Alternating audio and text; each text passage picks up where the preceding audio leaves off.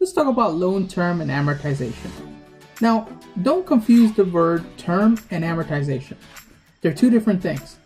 Usually, a bank will give you a term, for example, a 10-year term or a 7-year term, but the mortgage payment will be amortized over an amortization cycle that is significantly longer than the term of the loan. Generally, a loan is amortized over 20 years, 25 years, or 30-year period. But you can expect higher or lower amortization schedules depending upon the risk level of the property for the lender. There is little amortization of principal, resulting in a balloon payment at maturity.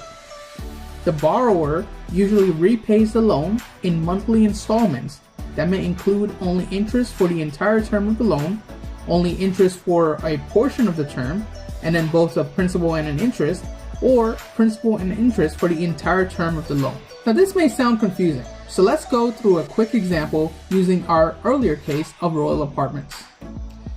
Let's say a bank underwrites our Royal Apartment deal and finds it to be a good one.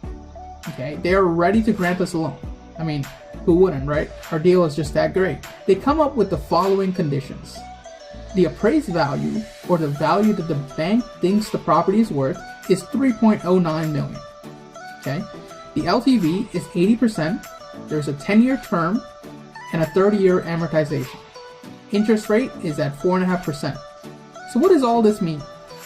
Okay, well, the LTV is 80%. So right off the bat, you know you're responsible for a 20% down payment, or $618,000. The rest, $2.472 million, will be the loan amount borrowed from the bank. Hopefully that makes sense so far. The full loan amount of $2.472 million will have to be paid back to the bank in 10 years, which is your term. This is called a balloon payment. Okay, no matter what, the bank wants this entire balance paid back to them in 10 years. You will be required to pay down your mortgage, your principal and interest, little by little over the 10-year period. The bank uses the 30-year amortization period and the 4.5% interest rate to calculate what your payments will be over those 10-year periods. Now, what is the mortgage amount in this example, you might be asking? All right, well, do this. All right, Google mortgage calculator. A calculator will come up on your search page. Enter this information and you will see a calculator value of $12,525. This is your monthly mortgage payment. Multiply it by 12 to get your yearly mortgage payment. This comes out to $150,300.